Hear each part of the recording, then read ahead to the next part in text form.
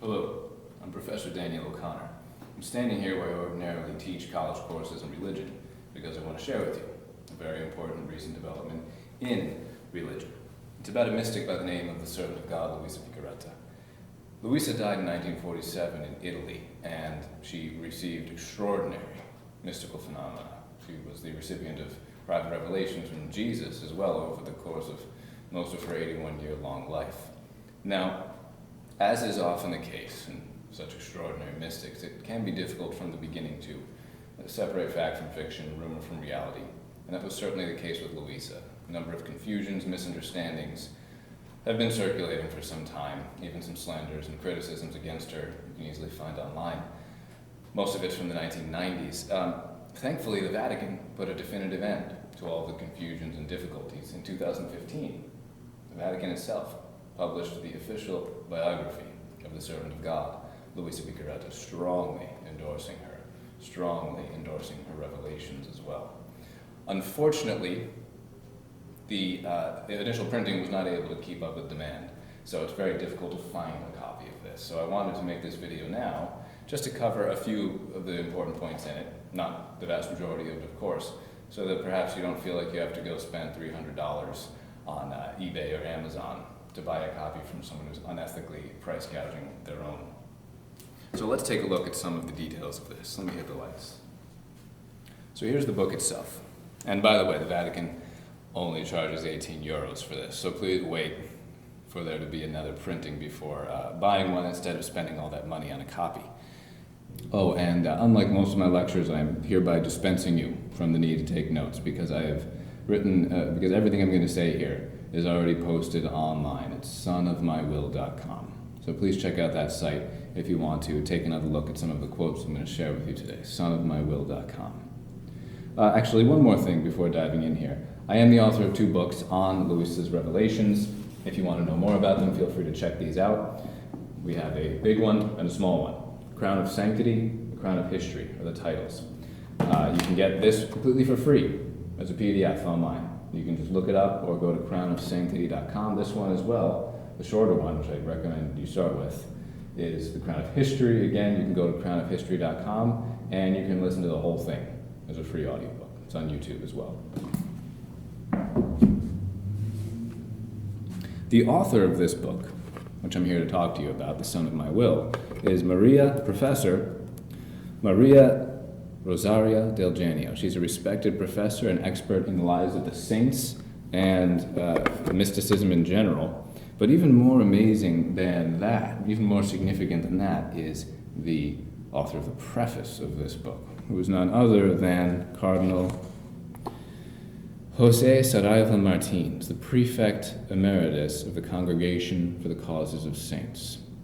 Now, his tenure in that position spanned the pontificates of both Pope St. John Paul II and Pope Benedict XVI.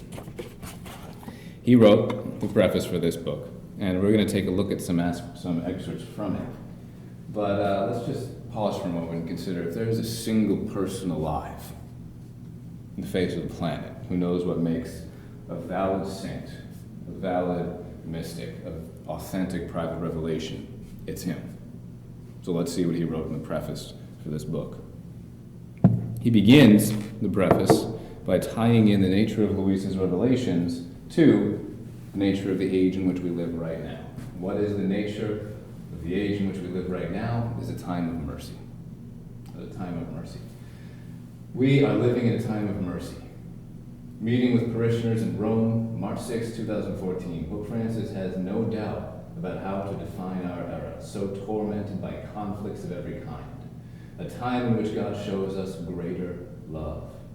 It is an affirmation that is only understandable according to divine logic, which, astonishingly, opposes the sin of mankind with a larger tolerance and a disarming declaration of trust in his creatures.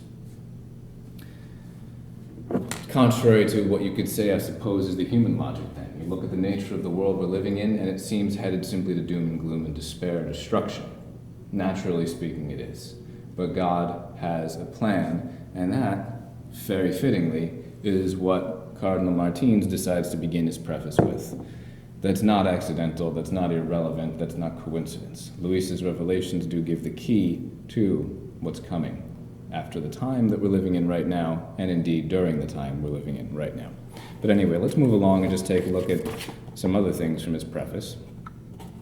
He says in it, the profound testimony of Luisa Piccarreta shows us this dynamic that is so typical of God's mercy, and that draws people to the deepest unity with him in order to transform the heart into a gushing spring of water to benefit everyone.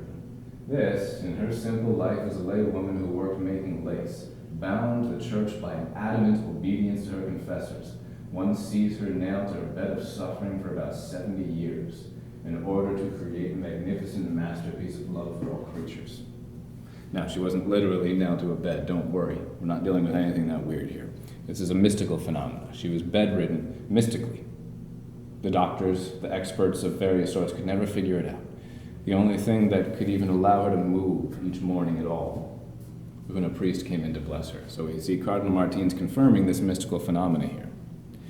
Also, he says that Louisa is conformed to Christ, that for her, from the book of the cross, the will of God, is not about carrying out orders received. That, of course, is very good, but there is a deeper way to have union with the will of God. He says it is a gift in which one must place, before all else, the center of one's life. This living in the divine will is the actual way in which the Son Jesus lived on earth, bringing here with him the life of heaven. Living in the divine will. This is the entire purpose of Luisa's revelations. This is their main thrust, the gift of living in the divine will. That it is a gift that is available for the asking now in this time of mercy, and it just so happens to be the very mode of holiness that Jesus himself operated in on earth. Cardinal Martins is confirming that here in his preface. And he also quotes a very relevant teaching, magisterial one, from Pope Benedict XVI in Deus Caritas Est, in his encyclical, where he teaches that God's will need no longer be for us an alien will, but that it can be our own will. Prophetic indeed. Living this way means that even our smallest act in life takes part in the dynamic of mercy, contributing with Jesus to bring his light to all hearts and to God, all the praise and adoration that everyone ought to give him. This notion of the very smallest of our acts can become divinized through this gift. He's confirming that as well in his preface. He says that Louisa transformed her entire heart into a dwelling place for God alone. Those who met her felt drawn to the truth of heaven and compelled to live a life of holiness, a life spent entirely engaged in ordinary, everyday activities modeled after the family of Nazareth. And it is precisely in the everyday that God's mercy seeks out humanity, to restore to them the innocence of Eden, to a life filled with joy and to an existence guided by the certainty of being God's beloved children. The restoration of the sanctity, the order of Eden. That is another way of phrasing the main thrust of Luisa's revelations. And it is at that the Cardinal closes his preface. So, consider this. As you see in many prefaces to books, he could have just said in his preface something to the effect of, and many more words in this, of course, oh yes, Luisa was a holy woman, and I'm very appreciative of Professor Del Genio for writing this very important book. It's a very helpful book. He could have said something like that. You see that all the time in prefaces. They're kind of just written out of friendship for the author without much concern for the contents of the book that they are giving a preface for. Anything but that in this case. Instead of writing something like that, this cardinal, who again should be considered about the most trustworthy person on earth when it comes to discerning private revelations and mystics, chose not merely to thank the author for the book, but chose to give us, in a nutshell, the essence of Luisa's revelations. This gift being the very mode of operation of Jesus' humanity. That through this sanctity, God wishes to restore the innocence and the order of Eden. Now, I can't go through the whole book, unfortunately, in as much detail as I just went through this preface, So instead, in the next few minutes, I just want to share a few important points from it. But remember, this is on sonofmywill.com, where you can find these quotes themselves. The other thing I wanted to share from this book is the verification of the relationship between Louisa and Padre Pio, and this strong endorsement that Padre Pio gave Louisa and that Louisa gave Padre Pio. Both are quite significant. And just a note, the whole reason, half of the reason I'm making this as a video with a video projector here as well is so that there is no question that I have the book in my hand. This is the actual book published by the Vatican. There's so many conspiracy theories out there these days. I wanted to make sure there's no room for doubt that this truly is what the Vatican has published and is teaching. So here we see the relationship with Padre Pio confirmed. Now, people have always known this, really, but there's never been such a strong confirmation of it before this book, that yes, indeed, this relationship existed. And sorry, I'm just focusing this a bit here, zooming in. There we go. So we can see that there is no question. There are countless testimonies that speak of the esteem that Luisa and Padre Pio had for each other. Padre Pio even insisted that a dying girl was saved through the intercession of Luisa Piccarreta. That's quite a claim. We see also that many residents knew, it was common knowledge even, of the respect and esteem that they had for each other. Padre Pio clearly said that yes, you should contribute. He told this to Miss Adriana Colati, who asked him for his advice on what she should be doing regarding promoting Luisa's writings, and he clearly said yes, you should contribute to that. There's much more in here about the endorsement that Padre Pio gave Luisa, but I won't go through it all now. Just wanted to point out that it is indeed clearly proven within the pages of this book. And also in this book we have a number of pictures of Luisa. There she is in her bed that she was bedridden, stuck to her whole life, knitting altar cloths, writing her diary, surrounded by the sisters there, the daughters of the divine will. And there is a strange sight, perhaps. This is her casket. You might be wondering why it is so strange. Well, miraculously, her body could not be moved from that position. That position it had assumed while she was writing her volumes that Jesus revealed to her during her life. The funeral workers had to make a special casket for her because it was impossible to move her body from that position. Despite this impossibility of moving her body from that position, she never developed rigor mortis. Her death itself and her funeral were quite miraculous affairs, and this book confirms that as well. Here we see a picture of her funeral procession. It was, quote, a holiday for all Carato, because she was universally regarded as a saint in her hometown. I do want to take a look at a few things in this book about that funeral and her death. But there is her tomb, and by the way, since this book was published, her body was moved from the side of the church. The Vatican gave explicit permission for this. This, I believe, was in 2018, to move her tomb to the center of the church, which is a major implicit sign of approval. And there's the outside of the parish church, and there again is Louisa herself. All right, we see here regarding her death itself, except this is again from the book, this is page 179 that we're looking at now in the book. Except for being impossible to lay her out, her body never becomes rigid at all. Father Benedetto Calvi described what happened. He said even her eyelids could be lifted, and her eyes could be seen bright as before without the film of death. She seemed to be alive, as if she were sleeping. At this time, a group of doctors was convened, just for this purpose, to carefully examine the body and declare that Louisa was really dead. Therefore, it had to be considered a true death and not an apparent one, as many people had imagined. She didn't seem to be truly dead. She was, but it was a miraculous death, to the point where the ordinary phenomena that come along with death never visited her body. No sign of corruption, no sign of rigor mortis. Even her eyes looked alive when they were glanced at, when her eyelids were lifted. It was necessary to let her remain 4 days on her deathbed, and with no sign of corruption, in order to appease the crowds, in order to convince them that yes, she had really died. We see here an assertion from the same priest, Father Benedetto, that it was a holiday for all of Carrasa. Thousands of workers and farmers did not go to work. Many owners wanted to join the funeral procession, perhaps to ask for her protection, since she was regarded as a saint. The newspapers covered the event, which remained etched in people's minds as something extraordinary.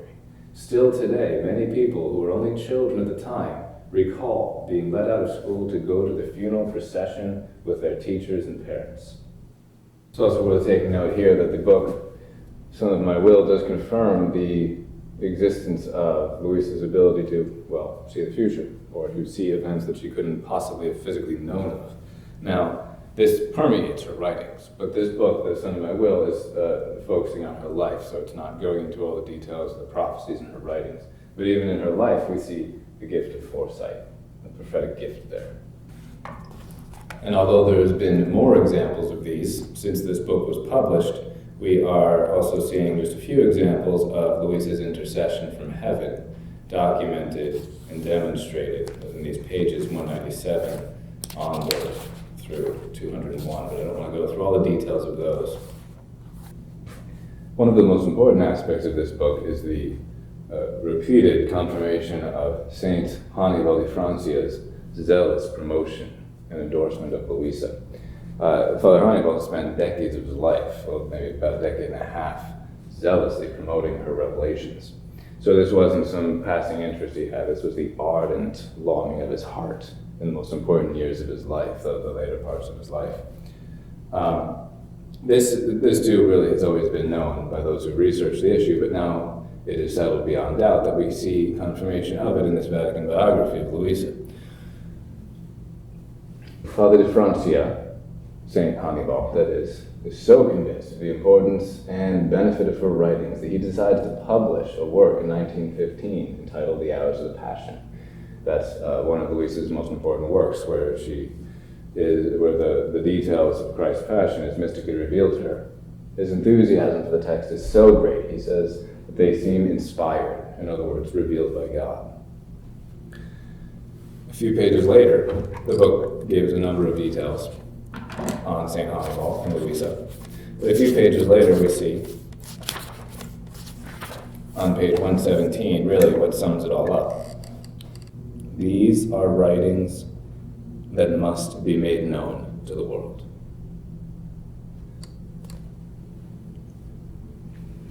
These are writings that must be made known to the world.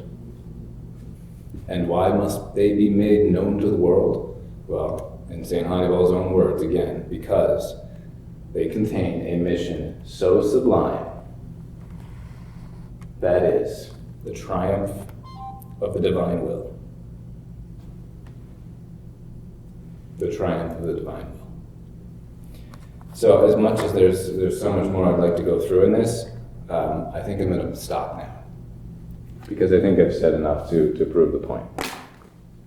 That we now have the official biography of the servant of God, Luisa Piccarreta, from the Vatican, with a preface from the Prefect Emeritus for the Congregation of the Causes of Saints, confirming, beyond any doubt, multiple saints' endorsements of Louisa, one of whom said that her writings must be made known to the world, because their mission is none other than the triumph of the divine will over the world. All in this book. So thanks for watching. Again, if you want to find out more, it would be great if you could get your hands on a copy of that book. That might prove difficult. So again, I've got a couple of books here. The small one, The Crown of History. I recommend you start with that. Big one, The Crown of Sanctity. This is a shorter version of this. Thanks very much. God bless.